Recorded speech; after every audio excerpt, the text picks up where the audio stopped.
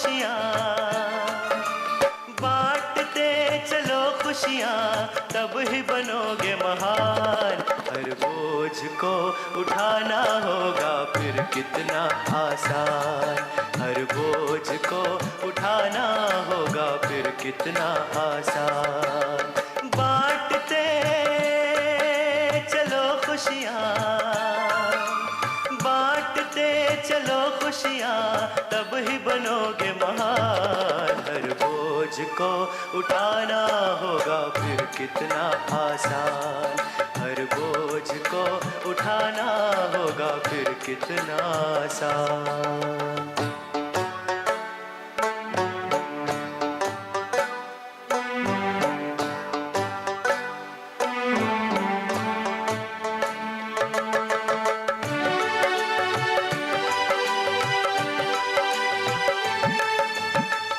दिल में हो दया, मुख में मधुर वाणी, दिल में हो दया, मुख में मधुर वाणी, मन में हो सद्भाव, ये सच्चे योगी की निशानी।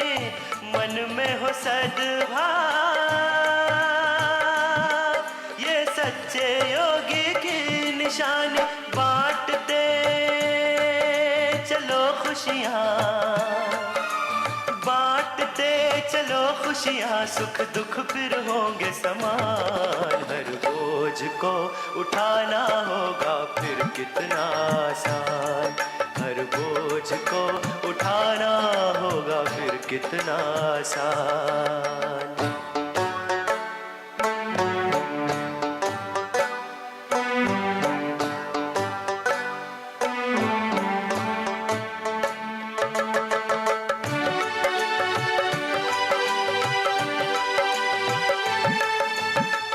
ना व्यर्थ बातों में उलझाओ अपना मन, ना व्यर्थ बातों में उलझाओ अपना मन।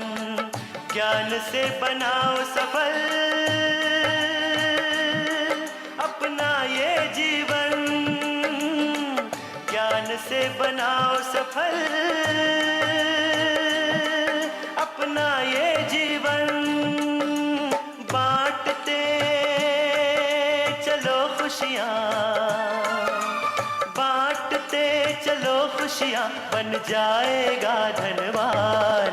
हर बोझ को उठाना होगा फिर कितना आसान, हर बोझ को उठाना होगा फिर कितना आसान। बांटते चलो खुशियाँ,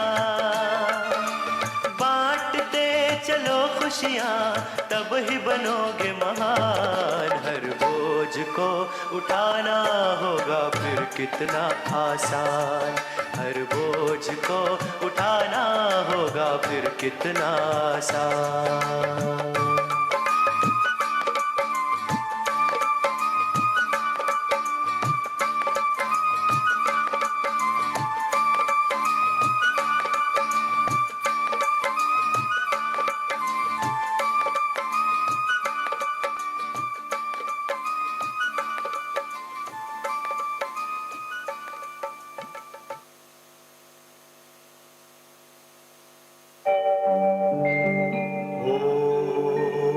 शांति शांति, ओम शांति शांति।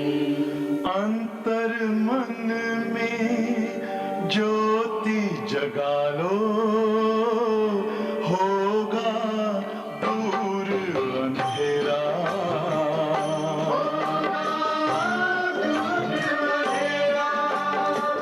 शिव का कर लो ध्यान, आ रहा पावन पुण्य सवेरा।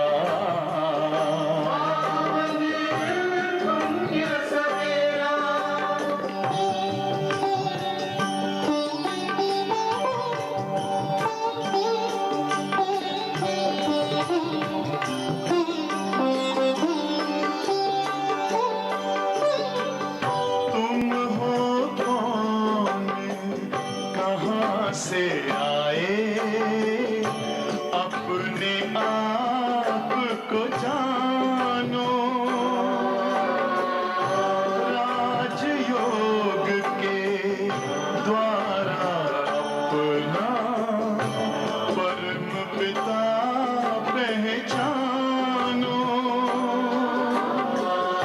इसी राजपथ पर चलकर तुम पालो अपना बसेरा।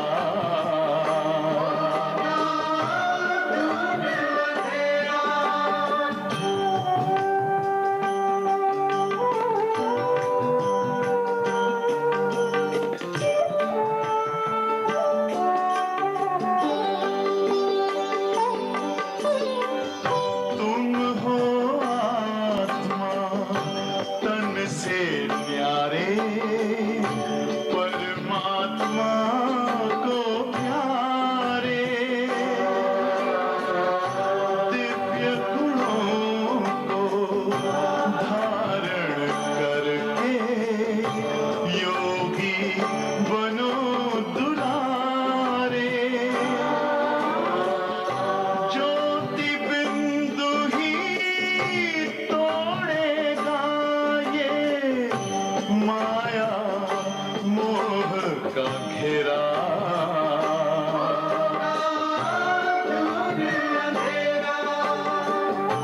अंतर मन में ज्योति जगा लो, होगा दूर अंधेरा।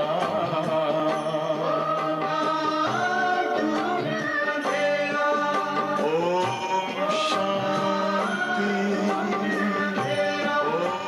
शांति, ओम शांति,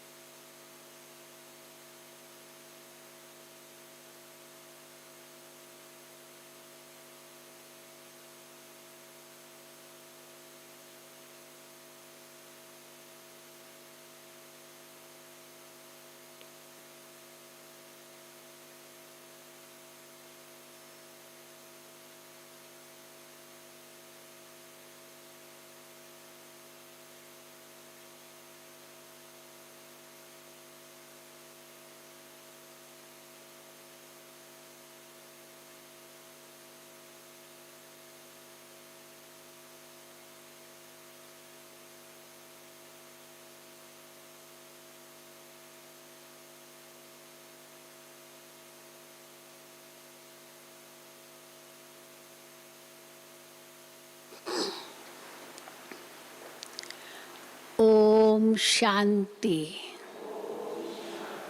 ओम शांति।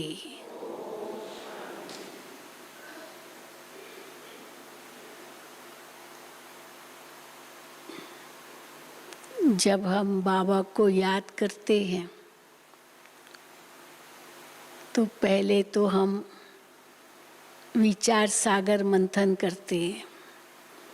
ये भी योग की स्टेज है, विचार सागर मंथन करना। और विचार सागर मंथन किसको कहते हैं? अपने से बातें करना। अपने से बातें करना माना विचार सागर मंथन करना। फिर हम बाबा से बातें करते हैं, उसको योग में हम कहते हैं रूरियान। तो आज बाबा ने विचार सागर मंथन कैसे करो और बाबा से रूरियान कैसे करो, ये दोनों बातें सिखाई है। फिर तीसरा है दूसरों को समझाओ। तो कैसे समझाओ? समझाने के भी 3 तरीके होते हैं। एक होता है सीधा ज्ञान देना, दूसरा होता है प्रश्न पूछो और फिर ज्ञान दो, और तीसरा होता है प्रश्न पूछो और पहले उनसे जवाब लो। जब उसको नहीं आए तब आप बताओ। ये 3 तरीके होते हैं, पढ़ाने के भी ये 3 तरीके होते हैं। तो आज बाबा ने कैसे प्रश्न पूछो, और फिर उसको तो आएगा नहीं जवाब, क्योंकि बाबा का ज्ञान तो निराला है। तो उस अनुसार अगर आप प्रश्न पूछेंगे उनको आएगा नहीं, परंतु वो समझ जाएंगे कि ये कौन प्रश्न पूछ सकता है। ब्रह्मा कुमार ब्रह्मा कुमारी के सिवाय ये प्रश्न कोई नहीं पूछ सकता है, क्योंकि भक्ति मार्ग में तो कोई प्रश्न पूछता ही नहीं है ऐसे। गुरु ने जो कहा, पंडित जी ने जो कहा, महात्मा जी ने जो कहा, सतवचन महाराज, आगे उनकी बुद्धि चलती नहीं है। लेकिन तुम जब पूछेंगे तो पहले ही वो समझ जाएंगे, ज़रूर कोई ब्रह्मा कुमार या ब्रह्मा कुमारी होगा। पहले बहुत होता था, तो पहले ही समझ जाते थे। तो अभी तो बाबा ने ये सिखाया कैसे प्रश्न करो और ऐसे अबोध होकर जाओ। माताएं तो हमारी कई भोली है, तो ऐसे भोलेपन से जाओ और उनसे प्रश्न करो, और उनको जवाब तो आएगा नहीं, तो तब आप उनको इतना ऊंचा ज्ञान दो तो बहुत रुचि से आपसे सुनेंगे। तो आज बाबा ने ये तीनों बातें मुरली में सुनाई है। और फिर बाबा कहते हैं अपने परिवार वालों से शुरू करो। Charity begins at home. घर वालों को सुनाओ। अगर पति ज्ञान में आता है तो वो तो भक्ति भारत की तो ये प्रथा है, पति को तो गुरु मानना चाहिए। पति परमेश्वर है, तो पति जो कहे पत्नी को मानना पड़ेगा। परंतु अगर पत्नी पहले ज्ञान में आती है तो फिर बाबा कहते स्त्री का काम क्या है, भू भू भू भू भू भू करना। तो अपने आप पति धीरे धीरे समझेगा, पहले तो नहीं समझेगा, लेकिन धीरे धीरे समझेगा। पर पति पहले ज्ञान में आ जाए तो स्त्री को तो पति की आज्ञा पर चलना है। कई ऐसे पुरुष होते हैं जो कहते हैं क्या करूं मैं बंधन में हूँ। मैं कहा पुरुष को बंधन, वो तो स्त्रियों को ही बंधन होता है, पुरुषों को थोड़ी बंधन होता है। क्या करूं बहन जी, मेरी पत्नी मानती नहीं है। तो कहते आप तो पति गुरु के रूप में हो, आपको आप जो कहो पत्नी को मानना चाहिए, क्यों नहीं मानना चाहिए। और ये तो बहुत ऊंची बातें हैं, तो क्यों नहीं माने वो। आप इतनी शक्ति स्वरूप बन जाओ तो ज़रूर वो मानेगी, ज़रूर। क्योंकि स्त्री तो फिर भी बहुत धैर्यवत होती है, सहनशील होती है, होनी तो चाहिए ऐसे, तो क्यों नहीं मानेगी। तो आज बाबा ने ये बात भी बच्चों को समझाई है। और बाबा कहते विचार सागर मंथन करना, रूरियान करना, सबसे अच्छा टाइम अमृत वेला है, जब वो आपके लिए समय है और बाबा के लिए समय है। बाकी तो दिन में तो गोरख धंधे बहुत होते हैं, लेकिन फिर भी दिन में भी भोजन पकाते हो तो भी बाबा को याद करके बाबा से बातें करते रहो। दफ्तर में बैठे हो, फ्री हो, दुकान में बैठे हो तो भी कर सकते हो, ऐसे नहीं कि नहीं। अमृत वेले तो ज़रूरी है, लेकिन दिन में भी कर सकते हो। तो आज बाबा ने ये सब बातें मुरली में सुनाई है। हर बात बाबा की मुरली से हम कितनी अच्छी तरह से समझ जाते हैं। तो सुनेंगे बाबा के महावाक्य। आज 18/9/2021 है। मीठे बच्चे, चैरिटी बिगिंस एट होम। अपने परिवार वालों को ज्ञान सुनाओ। ज्ञान दान पहले अपने परिवार वालों को दो। अपने हमजिन्स का कल्याण करो। एक तो परिवार वालों को, दूसरा फिर अपने हमजिन्स, भाई भाइयों को समझाए, बहनें बहनों को समझाए, कुमारियाँ कुमारियों को समझाए, कुमार कुमारों को समझाए। तो बाबा कहते ये भी सेवा है। तो मीठे बच्चे, चैरिटी बिगिंस एट होम। अपने परिवार वालों को ज्ञान सुनाओ, अपने हमजिन्स का कल्याण करो। प्रश्न है, किस श्रीमत का पालन करने वाले बच्चे अपनी अवस्था को एक रस बना सकते हैं? कौन सी श्रीमत है बाबा की? एक रस अवस्था बनाना चाहते हैं तो उत्तर है, अवस्था को एक रस बनाने के लिए बाप की श्रीमत है, बच्चे रोज सवेरे सवेरे उठ बड़े प्यार से बाप को याद करो। ऐसे नहीं बैठ गए आंखें बंद करके झुटके खा रहे हैं, क्या भी कर रहे हैं, पता ही नहीं, या सुन्न में चले जाते हैं। ये नहीं, बाबा से प्यार से बातें करो, अपने को आत्मा समझो और बाबा जो सुनाते हैं उसे सुनो। बाबा का भी जवाब आता है तो भी सुनो। अगर याद नहीं करेंगे तो फालतू ख्यालात चलेंगे, व्यर्थ संकल्प आएंगे। कईयों को तो सुबह उठते ही व्यर्थ संकल्प आना शुरू हो जाते, जबकि सुबह थोड़ी आनी चाहिए व्यर्थ संकल्प। पर दिन भर लक्ष्य नहीं रखा तो व्यर्थ ही चला, तो सुबह उठते तो भी वही व्यर्थ की बातें चलती है। तो इसलिए बाबा सावधान करते हैं, अपने को आत्मा समझो और बाबा जो सुनाते हैं उसे सुनो। अगर याद नहीं करेंगे तो फालतू ख्यालात चलेंगे, व्यर्थ संकल्प आएंगे। इसलिए बाबा राय देते हैं, बच्चे रोज सवेरे सवेरे उठ अपने आप से प्रतिज्ञा करो। ये भी जरूर करो, अपने आप से बातें करना माना अपने से प्रतिज्ञा भी करो कि चलते फिरते खाते पीते भोजन बनाते एक बाप की याद में रहेंगे, एक बाप को याद करेंगे। सवेरे अपने से ये संकल्प लो। तो इतनी अच्छी सुंदर बातें आज बाबा की मुरली में है। ओम शांति। मीठे मीठे बच्चे जानते हैं कि रूहानी बाप है सभी रूहों का बाप, जो सबसे ऊंच से ऊंच है।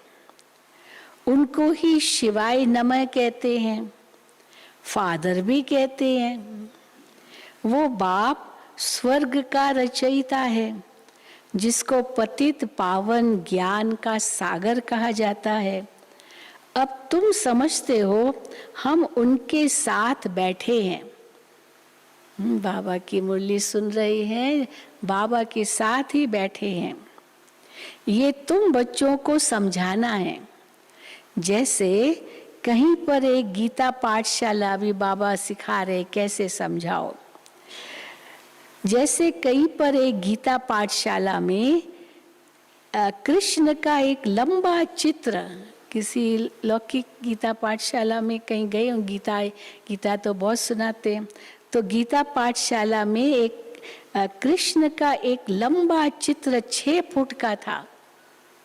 बाबा भक्ति मार्ग में तो जाते रहते थे ना, तो श्री कृष्ण का फोटो और मूर्ति होगी 6 फीट लंबी।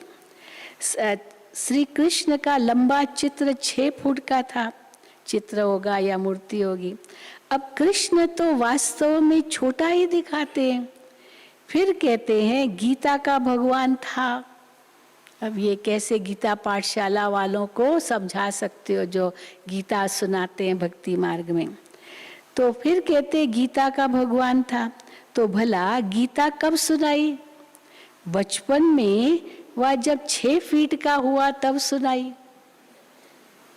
राधे और कृष्ण की जोड़ी थी, राधे कृष्ण की क्या लगती थी? राधे को भगवती और कृष्ण को भगवान कहते हैं। इन दोनों का क्या संबंध है? ये पूछो गीता पाठशाला में जो गीता सुनाते हैं। तो कृष्ण राधे को भगवती और कृष्ण को भगवान कहते हैं। इन दोनों का क्या संबंध है? ये तो किसको भी पता नहीं। कृष्ण ने गीता का उपदेश दिया, अच्छा, परंतु कब दिया? जब तुम ऐसे ऐसे प्रश्न पूछेंगे तो मनुष्य समझ जाएंगे ये तो सिवाय ब्रह्मा कुमार कुमारियों के और कोई पूछ नहीं सकता है। और जो प्रश्न पूछता है अवश्य उसके पास जवाब भी होना चाहिए, तभी तो प्रश्न पूछता है फिर जवाब देता है। कोई तो बड़े बड़े राजाएं आदि भी जो हैं वो भी सन्यासियों को देख पांव जरूर पड़ेंगे, किसी को भी पूछने की हिम्मत नहीं रहती है। अब इतना बड़ा व्यक्ति, बड़ा वीआईपी है, मिनिस्टर है, राष्ट्रपति भी होगा, चलो गुरु के पास गया, गुरु के पांव छुआ, लेकिन वो भी थोड़ी पूछेगा गुरु से कि गुरुजी आपने ऐसे कहा, इसका ये कैसे हो सकता है या क्या इसका मतलब है। वो बस जो गुरु ने कहा सतवचन महाराज। तो बाबा कहते हैं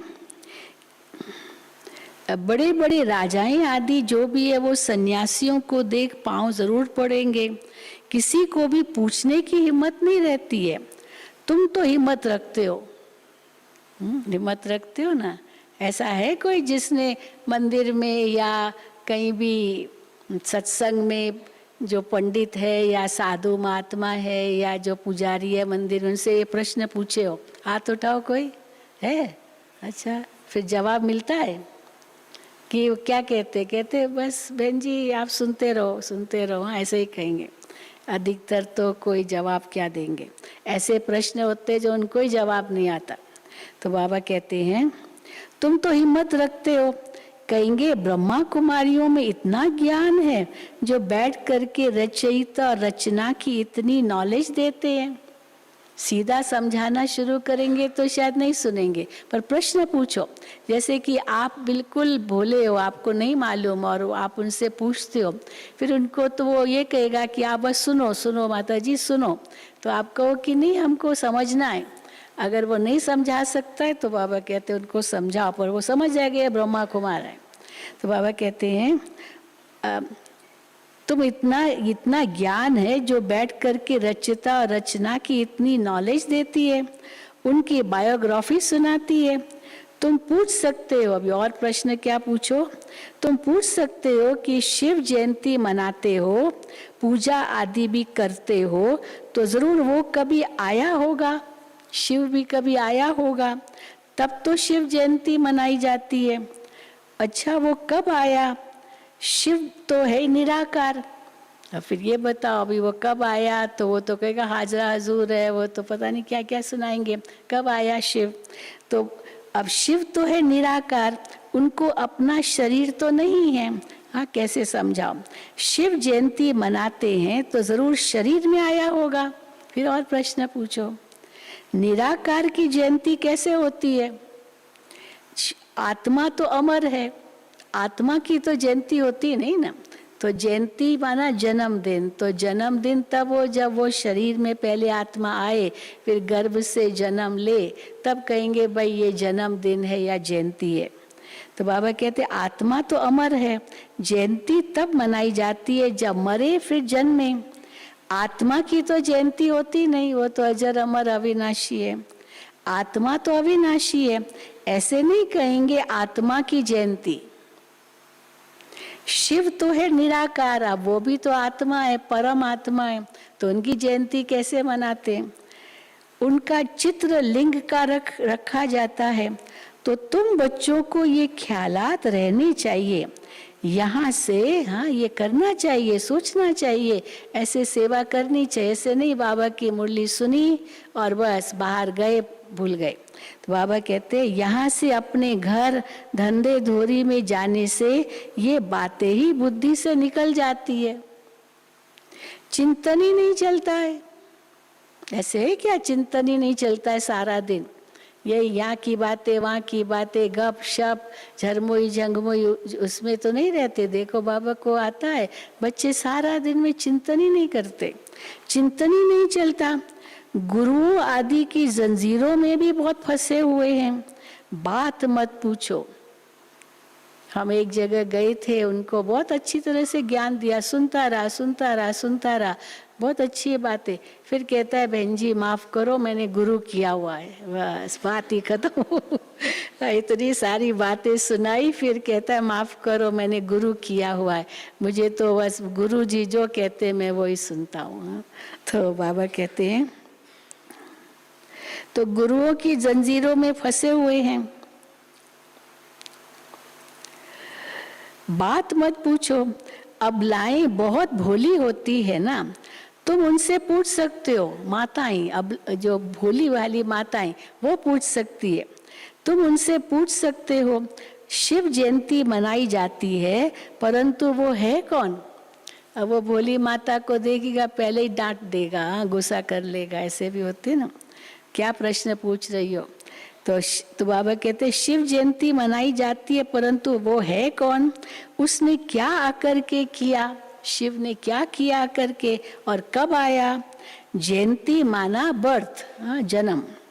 निराकार शिव का बर्थ मनाया, वो निराकार है तो उसका फिर बर्थ कैसे मनाया जाता है। आत्मा का तो जन्म होता ही नहीं है, आत्मा तो शरीर धारण करती है तब कहेंगे जन्म, और शरीर छोड़ती है तब कहेंगे मृत्यु। आत्मा का तो ना जन्म है ना मरण है, तो जयंती कैसे हुई शिव की। निराकार शिव का बर्थ मनाया, वो निराकार है तो उसका फिर बर्थ कैसे मनाया जाता है। अच्छा, कोई कहे कि प्रवेश करता है, फिर पूछो किस में आया, किस में प्रवेश किया। आत्मा शरीर में जाती है तो कहा जाता है बर्थ, यानी जन्म हो गया। आत्मा तो आत्मा ही है, शरीर में प्रवेश करती है तो कहेंगे आत्मा ने शरीर लिया, आत्मा ने शरीर छोड़ा। मृत्यु माना आत्मा ने शरीर छोड़ा। किस लिए जन्म लिया, किसने शरीर में प्रवेश किया, पाठ बजाने लिए। अब ये सब पाठ आत्मा बजाती है। अब वो तो है निराकार, उसने जन्म कैसे लिया, ये भी पूछ सकते हो शिव के पुजारियों से, भक्तों से। उसने जन्म कैसे लिया, किसमें आया, उनको तो परमात्मा कहा जाता है, ये किसको भी पता नहीं है। वो कौन है, कैसे आता है, किस में आता है, क्या करता, बाबा कहते कुछ पता नहीं है। भले बहुत शास्त्र आदि पढ़े हैं परंतु कुछ भी पता नहीं है। अब तुम ज्ञान से भरपूर हो, ज्ञान से भरपूर हो, है ना, सब ज्ञान से भरपूर। अभी तुमको ज्ञान ही सुनाना है, जो अंदर में भरा है वो ही सुनाना है, बाकी और बातों में बाबा कहते मत जाओ। अभी तुमको ज्ञान ही सुनाना है। कोई कोई 2-3 वर्ष आते हैं, फिर क्या होता है, खूब ज्ञान सुनते हैं, खूब अच्छी तरह से समझते हैं, दूसरों को समझाते भी होंगे। बाबा कहते हैं फिर क्या होता है, फिर अज्ञान की प्रवेशता हो जाती है। ज्ञान आया, समझ लिया सब कुछ, फिर अज्ञान की प्रवेशता हो जाती है। बाबा फिर अज्ञान को निकाल ज्ञान की धारणा कराते हैं, फिर बाबा उनको सुजाग करते हैं। अब तुम बच्चों को ज्ञान दिया जाता है परंतु अब पुरुष ज्ञान में है, स्त्री अज्ञान में है, तो क्या हुआ, जैसे हंस और बगुले बन गए, पुरुष हंस बन गया, स्त्री बगुला बन गई। इसलिए पहले तो स्त्री को ज्ञान देना चाहिए। अगर वो बगुला बनती है और पुरुष को ज्ञान है, वो तो अथॉरिटी है ना, तो पत्नी को ज्ञान जरूर देना चाहिए। स्त्री पति को गुरु ईश्वर मानती है, तो जो पति कहेगा स्त्री को मानना चाहिए। स्त्री पति को गुरु ईश्वर मानती है तो स्त्री को गुरु की आज्ञा माननी चाहिए ना। ये यहाँ की बात है, स्त्री को पति गुरु की आज्ञा माननी चाहिए, ये यहाँ की बात है। अगर वो कहता है ज्ञान में चलना है, अगर वो कहता है पवित्र रहना है तो रहना चाहिए। तो बाबा कहते हैं स्त्री को पति की आज्ञा माननी चाहिए। अब वहाँ तो आज्ञा मानने न मानने का सवाल ही नहीं है। क्या सतयुग की बात होगी या ज्ञान काल में ज्ञान है ही नहीं तो पता ही नहीं। सतयुग में कोई आज्ञा ऐसे करेंगे और वो मानने की बात होगी। वहाँ तो आज्ञा मानने न मानने का सवाल ही नहीं है, सब प्यार से चलते हैं सतयुग में। वहाँ ऐसी कोई बात होती ही नहीं है। तो यहाँ बाबा कहते चैरिटी बिगिंस एट होम, ज्ञान पहले घर में घर वालों को सुनाओ। तो चैरिटी बिगिंस एट होम। स्त्री ज्ञान में आती है, पति नहीं आता है, तो फिर बेचारी क्या कर सकती है। पति को फिर क्या करना पड़ता है, पत्नी को। कई स्त्रियां बहुत स्त्री स्त्रियां चरित्र भी दिखाती है, पति को कैसे ज्ञान में ले आती है। बहुत आती है माताएं यहाँ, पति को लेकर आती है और हमको कान में कहती है, बहन जी हाँ ये ना, ये इसको मैं पहली बार लाई हूँ और ये इसको पसंद नहीं है, लेकिन दीदी आप इनको समझाओ। तो सचमुच उनको अच्छा भी लगता है। तो बाबा कहते हैं तो भूं भूं करनी है। तो स्त्री चलती है, पति नहीं चलता है, तो भूं भूं भूं भूं करे और करके उनको कम से कम यहाँ तक तो ले आए। तो यहाँ का वातावरण देखेगा तो उसको अच्छा लगेगा। तो भूं भूं करनी है। बच्चों को भी भूं भूं करना है। अगर स्त्री ज्ञान में है तो बच्चों को भी भूं भूं करे, ऐसे नहीं बच्चों को नहीं कहे, बच्चों को भी भूं भूं करना है। अपने हमजिन्स का भी कल्याण करना है, उनको भी बताए कि बाप को याद करो। अब लड़ाई सामने खड़ी है, हाँ ये भी बताओ। अभी तो धीरे धीरे सब मानने लगे, जो कुछ भी हम कहते हैं मानने लगे। अब लड़ाई सामने खड़ी है, बाबा आया हुआ है, मनुष्य पुकारते हैं हे पतित पावन आओ। जबकि पतित दुनिया का विनाश होना है तो फिर तुम पतित क्यों बनते हो? ये भी प्रश्न है ना। पतित दुनिया का ही विनाश होना है तो फिर पतित क्यों बनते हो? माता ज्ञान में है तो माता का काम है अपने हमजिन्स का कल्याण करना। अभी तुम बाप से 21 जन्मों के लिए सारा राज्य लेते हो, तुमको कोई हाथ लगा न सके। इतनी शक्ति तुम्हारे में आए जो तुमको हाथ लगा न सके। हाँ ऐसे भी कई उदाहरण हैं। कई माताएं अपना अनुभव सुनाती है कि हमने इतनी तपस्या की, इतनी तपस्या की और बिल्कुल ऐसी योगी बन गई, जो पति जैसे मेरे सामने आया उसने हाथ लगा, करंट आ गई उसको। ऐसा अनुभव कई माताएं सुनाती है। तो बाबा कहते हैं तुमको कोई हाथ लगा न सके, तुम सारे विश्व का मालिक बनते हो। फर्क देखो कितना है। ऐसे वर्षा देने वाले को कितना याद करना चाहिए।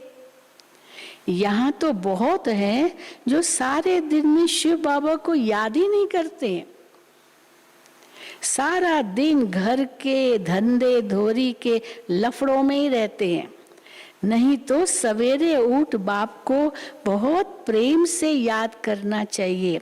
बाबा, हाँ अभी बाबा से भी बातें करनी है, अपने आप से भी बातें करनी है। वो बाबा ने सिखाया। देखो बाबा, आपसे हम प्रतिज्ञा करते हैं, आपसे हम वर्षा जरूर लेंगे। बाबा आप कितने मीठे हो। कितनी बार कहते हो सारे दिन में, बाबा आप कितने मीठे हो, कहते हो कि भूल जाता है बाबा। हाँ आप कितने मीठे हो, बाबा को बार बार कहो आप कितने मीठे हो। हाँ ऐसे कहेंगे तो आप भी मीठे हो जाएंगे। आपकी याद से हमारे विकर्म विनाश होंगे। अंदर में अपने से बातें करना, उसको कहेंगे विचार सागर मंथन करना। तो अपने से बातें करना माना विचार सागर मंथन करना, बाबा से बातें करना माना रोरियान करना। फिर बाबा से बातें करो।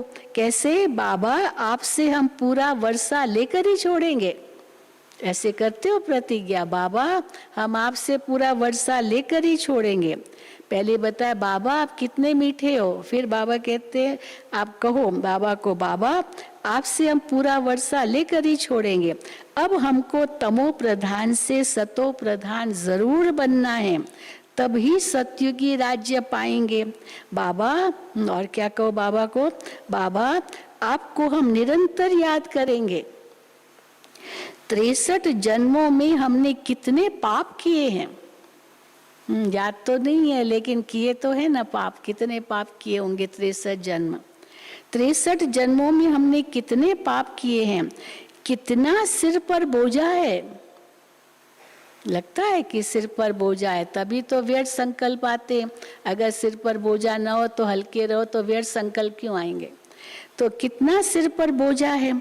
इसलिए बाबा हम आपको बहुत याद करते हैं।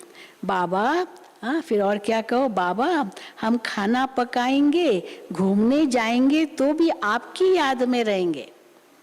करते घूमने जाते हैं बाबा की याद में रहते या आपस में ही गपशप करते हैं। देखो बाबा सावधान करते हैं, घूमने जाएंगे तो भी आपकी याद में रहेंगे।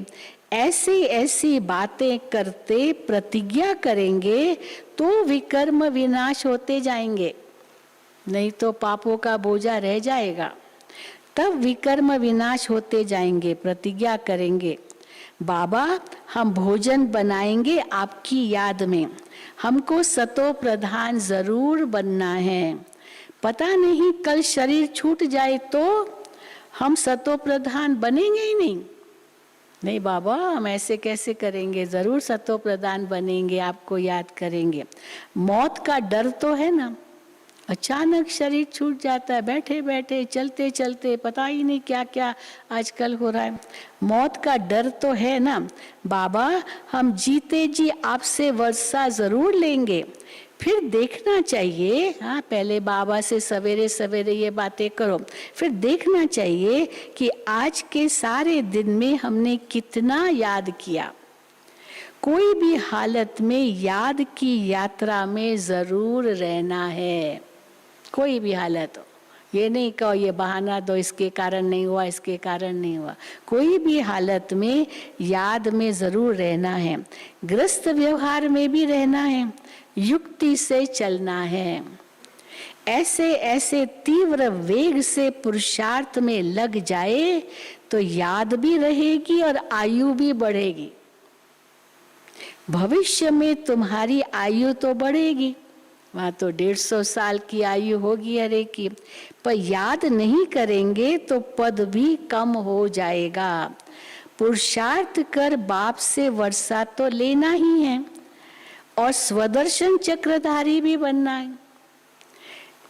अभी कैसे सेवा करो तो बाबा मिसाल दे रहे हैं कि पहले जब बाबा साकार में जब थे तो हम लोग देखते थे क्या होता था। ये क्रिश्चियन मिशनरीज भारत में बहुत काम किया, बहुत इन्होंने, और कितने हिंदुओं को क्रिश्चियन बनाया। एक एक घर घर में जाती थी, नन्स होती थी, वो घर घर में जाती थी। मुझे भी याद है, मैं छोटी थी, मेरे भी लोग के घर में वो नन्स आती थी और क्या करती थी, बाइबल लेकर आती थी, उनके कोई किताब लेके आती थी और क्रिश्चियनिटी का प्रचार करती थी।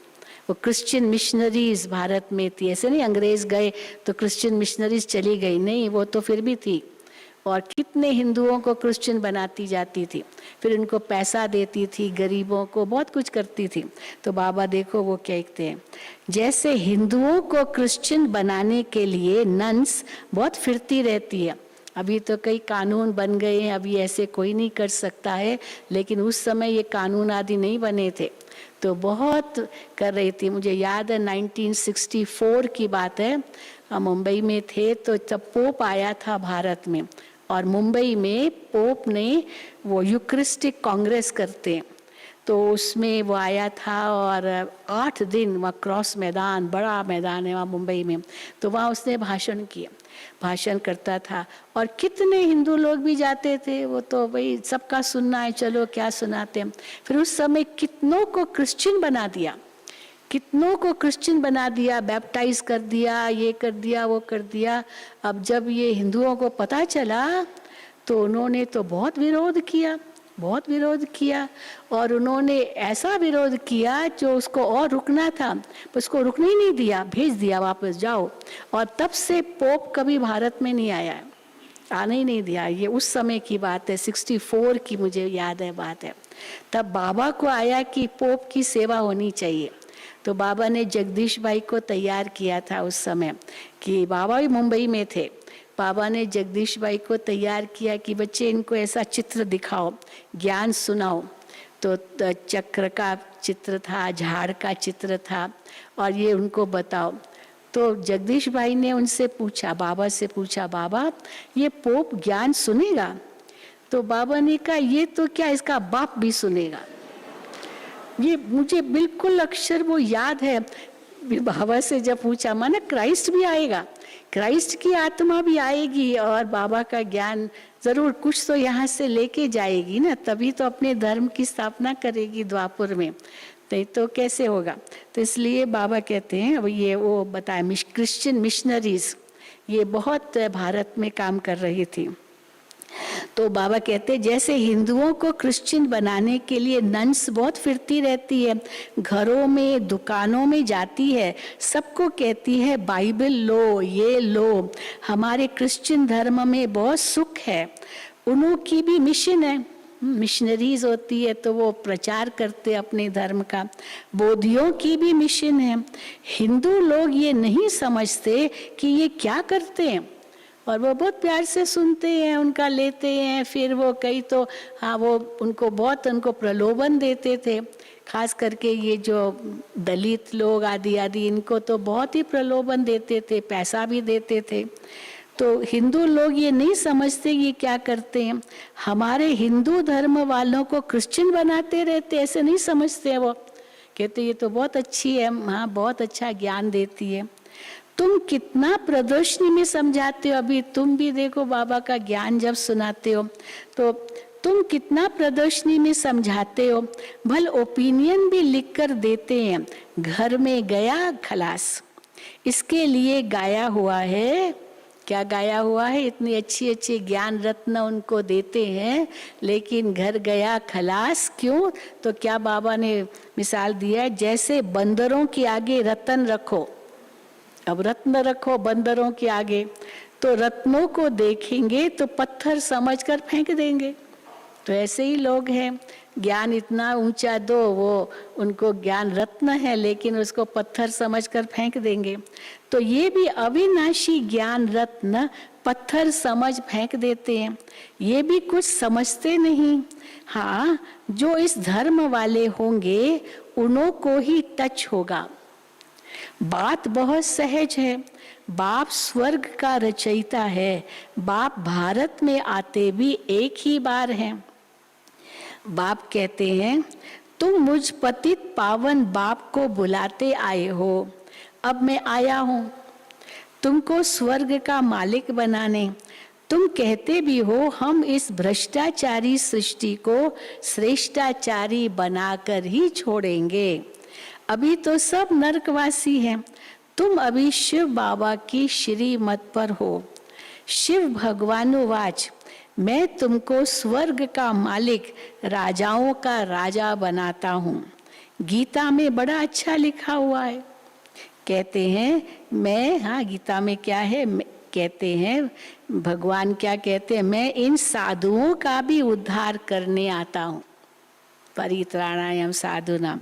तो इसलिए मैं इन साधुओं का भी उद्धार करने आता हूँ। तो ये उन्हों को भी सुनाना चाहिए ना, ये ज्ञान बाबा कहते उनको भी सुनाना चाहिए, तभी तो उनका उद्धार होगा। पुकारते भी हैं पतित पावन सीताओं के राम, सीताराम कहते माना पतित पावन, सीताराम माना पतित पावन कौन, हम सब सीताओं का वो राम। अब इसका अर्थ भी समझते नहीं है। सब है भक्तियां अथवा सीताएं, वो पुकारती है हे राम आकर हम सीताओं का उद्धार करो। फिर कहते हैं रघुपति राघव राजा राम। अब रघुपति राघव राजा राम, बाबा कहते वास्तव में राजा राम की तो बात ही नहीं है, वो रघुकुल का राजा राम उसकी तो बात नहीं है, हाँ वो सीता का राम उसकी तो बात ही नहीं है। मुख्य भूल ही ये है जो शिव के बदले श्री कृष्ण का नाम डाल दिया और फिर सीता का राम वो त्रेता का समझ लिया, पर हम सीताओं का वो राम है। तो शिव के बदले श्री कृष्ण का नाम डाल दिया है। तो पूछना चाहिए, अब ये भी प्रश्न बाबा कहते पूछो मंदिरों में जाके कि कृष्ण को व राम को काला क्यों दिखाया है, ये प्रश्न भी पूछ सकते हो। कृष्ण को व राम को काला क्यों दिखाया है? सतयुग त्रेता में तो है ही सुंदर, फिर शाम होते हैं जब माया रूपी सांप डसता है। तो बाबा कहते हैं पूछना चाहिए कृष्ण व राम को काला क्यों दिखाया है? तो सतयुग त्रेता में तो है ही सुंदर, फिर शाम होते हैं। पहले है गोल्डन एज, सिल्वर एज, फिर कॉपर एज, आयरन एज, इस समय है आयरन एज। गोल्डन एज थी तो कितना मान था, तो युक्ति से जाकर के समझाना चाहिए। वो कोई इतना जल्दी अपना हठ नहीं छोड़ेंगे। अब ये सन्यासियों को सुनाओ, साधुओं को सुनाओ, पंडितों को सुनाओ, पुजारियों को सुनाओ, बाबा कहते हैं जल्दी अपना हठ नहीं छोड़ेंगे। झाड़ की आयु भी कितनी बड़ी होती है, तो झाड़ जर्जरी भूत अवस्था को पाता है। आयु तो इस दुनिया की भी तो है ना, चक्र की भी तो आयु ऐसे नहीं लाखों करोड़ों साल होगा, वो झाड़ भी पुराना हो जाता है, कितना भी पुराना हो फिर आखिर तो जर्जरीभूत हो ही जाता है। तो बाबा कहते हैं इस दुनिया की भी तो आयु तो है ना चक्र की। नई दुनिया और पुरानी दुनिया, ओल्ड माना कलयुग, तमो प्रधान दुनिया, इसमें एक भी सतो प्रधान नहीं हो सकता, एक भी सतो प्रधान नहीं हो सकता। ये कोई भगवान ही कह सकता, वही अथॉरिटी कह सकता है। अब तमो प्रधान को खलास होना है। नई दुनिया कौन स्थापन करेंगे? वही बाप। ऐसे नहीं कि प्रलय होती है, बाप को पुकारते ही तब हैं जब पतित हो जाते हैं, फिर कहते हैं आ करके पावन बनाओ। आएंगे तो जरूर पुरानी दुनिया में, पतित पावन कहते हैं तो जरूर अंत में ही आएंगे। अब ये भी है, पतित पावन कहना माना आएंगे तो पतितों की दुनिया में, फिर पावन करना है तो आएंगे भी अंत में, जबकि और पतित होना है तब वो आकर क्या करेंगे, अभी तो पावन बनने का समय नहीं है। तो आएंगे भी सृष्टि पर पावन करने क्योंकि सब पतित है, और आएंगे भी अंत में क्योंकि तभी पावन करना है। तो बाबा कहते हैं, खुद कहते हैं आएंगे तो जरूर पतित पुरानी दुनिया में, पतित पावन कहते हैं तो जरूर अंत में ही आएंगे। खुद कहते हैं, शिव बाबा खुद कहते हैं, मैं कल्प कल्प कल्प के संगम युगे आता हूँ पावन दुनिया बनाने। अभी है संगम, अभी बाप सबको सदगति में ले जाते हैं, तो ऐसे बाप की श्रीमत पर चलना चाहिए ना। अपनी अवस्था को जमाना है। अब कैसे जमाना है, बाबा ने देखो कितनी अच्छी युक्तियां बताई। अपनी अवस्था को जमाना है, सवेरे उठकर बाप को याद करना चाहिए, अपने को आत्मा समझना है। ये शरीर के ऑर्गन्स है, अलग है मेरे से। बाप कहते हैं, हे बच्चे, मैं तुमको जो सुनाता हूँ वो सुनो। मुक्ति जीवन मुक्ति के लिए और कोई की बात नहीं सुनो। कोई भी आपको मुक्ति जीवन मुक्ति की राह नहीं बता सकता है, केवल मैं ही बता सकता हूँ, भगवान के महावाक्य। मुक्ति जीवन मुक्ति के लिए और कोई की बात नहीं सुनो। परम धाम से बाप आए हैं पावन बनाने, फिर तुम पुराने शास्त्रों को क्यों याद करते हो? क्यों याद करते हो पुराने शास्त्रों को? भक्ति करते ही इसलिए हो कि भगवान मिलेगा। वो तो सर्व का सदगति दाता बाप है ना। बाप के सिवाय ये नॉलेज कोई दे न सके। इन लक्ष्मी नारायण को भी ये राज्य कैसे मिला? कैसे मिला ये भी पूछो, लक्ष्मी नारायण के मंदिर में जाके पूछो कैसे मिला इनको राज्य। आत्मा के लिए कहते हैं वो तो बिंदी है, चमकता है अजब सितारा। तो बाप समझाते हैं, तुम मुझे कहते हो परमात्मा, परम आत्मा।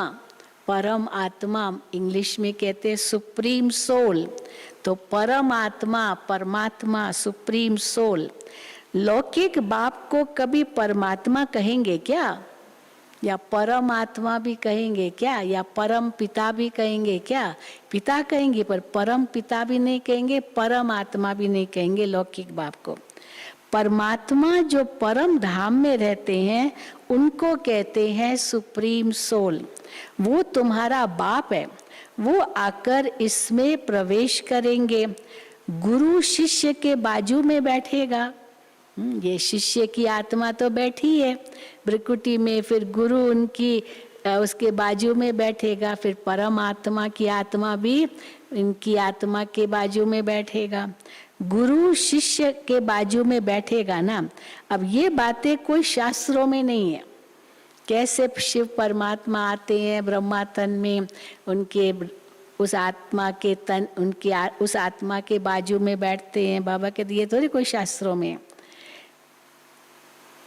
हाँ, और ये बातें कोई शास्त्रों में नहीं है। अभी तुम जानते हो वो हमारा बाप है। 5000 वर्ष पहले भी बाप ने योग सिखाया था कि मुझे याद करो और विष्णुपुरी को याद करो। तो जरूर संगम में ही कहेंगे, ये संगम युग पर ही आकर के कहेंगे कि अब विष्णुपुरी को याद करो, मुझे याद करो। द्वापुर में थोड़ी कहेंगे, तब तो विष्णुपुरी आनी ही नहीं है, अभी तो कलयुग आना है। तो कहेंगे भी तब जब विष्णुपुरी आनी है, सतयुग आना है। तो संगम पर ही जरूर कहेंगे। देखो बाबा कितना लॉजिकली भी सब समझाते हैं। अच्छा, हाँ, तर्क के साथ ही समझाते हैं, ऐसे नहीं कि ऐसे ही कहते हैं सतवचन महाराज कहो। तो बाबा कहते जरूर संगम में ही कहेंगे। सतयुग में था एक धर्म, तो जरूर फिर एक धर्म होगा ना। एक धर्म सतयुग में था, फिर अनेक अधर्म आग हो गए, धर्म अधर्म बन गए।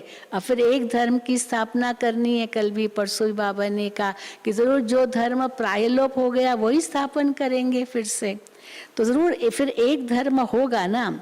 इतने धर्म सब विनाश हो जाएंगे, ये टाइम वही है, अनेक धर्मों के विनाश का और एक धर्म की स्थापना का टाइम वही है। बाप कहते हैं मुझे याद करो तो मैं तुमको विश्व का मालिक बनाऊंगा। बाप की याद से ही तुम तमो प्रधान से सतो प्रधान बनेंगे। बाप कहते हैं जो बच्चे अच्छी सर्विस करते हैं, अब ये और बात, कई बाबा को कहते बाबा आप हमको याद करते हो। तो देखो बाबा क्या कहते हैं। बाप कहते हैं जो बच्चे अच्छी सर्विस करते हैं मैं उनको याद करता हूँ। अब सर्विस ही नहीं करेंगे, क्यों बाबा आपको याद करेंगे? बाबा को ही याद नहीं करेंगे और खाली कहेंगे बाबा आप हमको याद करते हो, क्यों याद करेंगे? मिठरा गुर तक गुर है, तुम याद करो तो मैं करूँ। तो जो बच्चे अच्छी रीति जो सर्विस करते हैं मैं उनको याद करता हूँ, क्योंकि मेरे मददगार है। अब मददगार ही नहीं बनेंगे तो बाबा क्यों याद करेंगे? बहुतों का कल्याण करते हैं तो वो मुझे प्यारे लगते हैं। कौन से बच्चे मुझे प्यारे लगते हैं? गीता में भी आता है, जो ज्ञानी तो आत्मा मुझे बहुत प्रिय है। और न ज्ञान खुद धारण करते न औरों को कराते, धारण ही नहीं करेंगे तो औरों को कराएंगे भी क्या? न याद करते, वो थोड़ी भगवान को प्रिय होंगे। तो जो बच्चे अच्छी सर्विस करते हैं मैं उनको याद करता हूँ, क्योंकि मेरे मददगार हैं। बहुतों का कल्याण करते हैं तो वो मुझे प्यारे लगते हैं। तुमको तो एक बाप ही प्यारा लगता है, लगना चाहिए। एक बाप ही प्यारा लगता है जिससे वर्षा मिलता है। इसलिए तुम बच्चों को अच्छी रीति पुरुषार्थ करना पड़े, याद की यात्रा में रहना है। बहुत फालतू ख्यालात भी आएंगे, बाबा जानते हैं आएंगे फालतू ख्यालात। भक्ति मार्ग में तो अपने को मारते भी हैं, मारते भी हैं। हमको शिव का दर्शन हो, बहुत मेहनत करते हैं दर्शन के लिए। बाबा अपना भी अनुभव सुनाते हैं। बाबा तो विष्णु के भक्त थे, तो जब विष्णु का ध्यान करते थे तो मन तो कहीं भागता था, तो बाबा खुद को चमाट मारते थे, थप्पड़ मारते थे, कई बार यहाँ अपने आप को मारते थे, चूटी लगाते थे। हे मन तुम कहाँ दौड़ रहे हो? तुम तो प्रभु की याद में बैठे थे, कहाँ मन चला गया तुम्हारा? तो अपने आप को भी बाबा कैसे सजा देते थे। तो बाबा कहते हैं हाँ, भक्ति मार्ग में अपने को मारते भी हैं, हमको शिव का दर्शन हो, बहुत मेहनत करते हैं दर्शन के लिए। यहाँ तुम समझते हो बाप की याद से पाप कट जाएंगे और 21 जन्मों के लिए वर्षा मिलेगा। दर्शन होने से कोई पाप नहीं कट जाते। भक्ति मार्ग में तो ये पता ही नहीं कि दर्शन होने से पाप नहीं कटेंगे। वो तो यही समझते हैं कि दर्शन हो जाएंगे तो हम मुक्त हो जाएंगे, पाप कट जाएंगे। पर बाबा देखो कहते साक्षात्कार से कोई पाप नहीं कटते हैं। तो हमने तो खुद साकार में देखा कैसे संदेशी बैठी होती थी हाँ, संदेशी ध्यान में जाती थी, गुरुवार के दिन संदेशी ध्यान में जाती थी। अब वो तो उस समय तो बहुत अंदर ही अंदर रास करते थे, ऐसे ऐसे हाथ करते थे ध्यान में, बहुत कुछ करते थे। और बाबा देखता था, ये तो बाबा कहते थे ये देख रहा घूमने चली गई है, स्वर्ग में घूमने चली गई। इसको तो कहा था केवल भोग लगा करके वापस आओ, और ये तो रास करने लगी, माना कहीं घूमने चली गई है, स्वर्ग में चली गई है। तो बाबा की मुरली फिर चालू हो जाती थी, वो ध्यान में ही है और बाबा की मुरली चलती थी, क्योंकि वो तो घूमने फिरने चली गई है। तो देखो बाबा कहते साक्षात्कार से कोई विकर्म विनाश नहीं होते हैं, इसलिए वो लक्ष्य भी नहीं हो कि मुझे साक्षात्कार हो। वो तो बाबा ये किस लिए ध्यान में जाते हैं, ताकि बाबा को भोग लगाए और फिर वो प्रसाद रूप में हम उसे स्वीकार करें, वो भोग बन जाता है। तो बस एक काम है, बस भोग लगाओ और वापस आओ। तो दादी हमारे जो दादी थी संतरी दादी की स्पेशलिटी थी, इतनी एक्यूरेट दादी थी।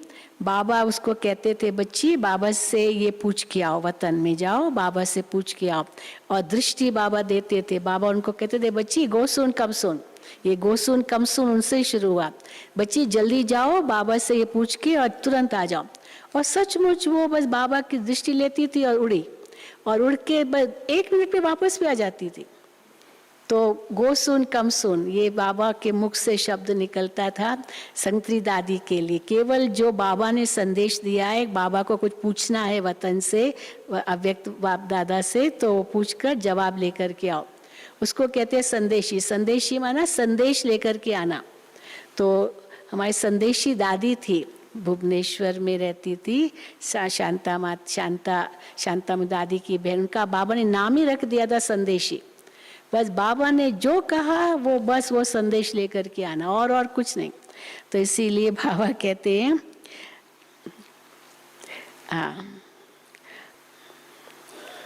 बहुत भक्त अपने आप को मारते भी हैं कि हमको शिव का दर्शन हो।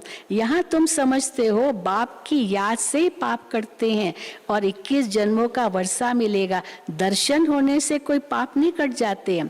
बाप जो विश्व का मालिक बनाते हैं उनको तो बहुत प्रेम से याद करना चाहिए। अभी तुम्हारी बुद्धि में है हम क्या बन रहे हैं, दूसरे जन्म में हम ये जाकर बनेंगे। हाँ, ये पता है ना भविष्य में क्या बनेंगे। ये कॉलेज है ही सतयुग का प्रिंस प्रिंसेस बनने का।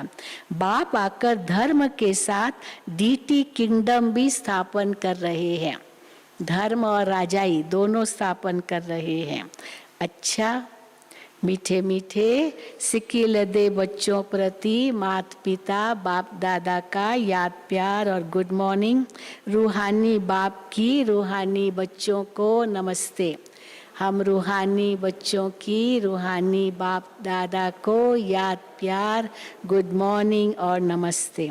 धारणा के लिए मुख्य सार पहला, बाप ने मुक्ति जीवन मुक्ति के लिए जो ज्ञान की बातें सुनाई है वही सुननी और धारण करनी है, बाकी सब भूल जाना है। अपना और अपने लौकिक परिवार का कल्याण करना है। दूसरा, व्यर्थ ख्यालातों को समाप्त करने के लिए सवेरे सवेरे उठ विचार सागर मंथन करना है, याद की यात्रा में लगे रहना है। वरदान, तीनों कालों को सामने रख हर कार्य में सफल होने वाले सदा विजयी भव। तीनों कालों को सामने रख हर कार्य में सफल होने वाले सदा विजयी भव। लौकिक रीति में भी जो समझदार होते हैं वो आगे पीछे सोच समझकर फिर कदम उठाते हैं। ऐसे यहाँ भी आप बच्चे जब कोई कार्य करते हो तो पहले तीनों कालों को सामने रखकर फिर करो। सिर्फ वर्तमान को नहीं देखो, बेहद की समझ धारण करो और विजयीपन के निश्चय के आधार पर व त्रिकालदर्शीपन के आधार पर हर कर्म करो व हर बोल बोलो, तब कहेंगे अलौकिक व असाधारण। नहीं तो क्या कहेंगे, लौकिक और साधारण। अगर तीनों कालों को बुद्धि में नहीं रखते या बेहद का नहीं सोचते तो और विजयी पने का निश्चय नशा नहीं, तो बाबा कहेंगे लौकिक या साधारण। तो बोल भी क्या होंगे, अलौकिक और असाधारण, जब त्रिकालदर्शीपन की स्थिति पर होंगे। स्लोगन, हद के किनारों को छोड़ एक बाप को सहारा बना लो तो पार हो जाएंगे। हद के किनारों को छोड़ एक बाप को सहारा बना लो तो पार हो जाएंगे। अच्छा, ओम शांति, ओम शांति, ओम शांति। चलो बाबा को याद करेंगे।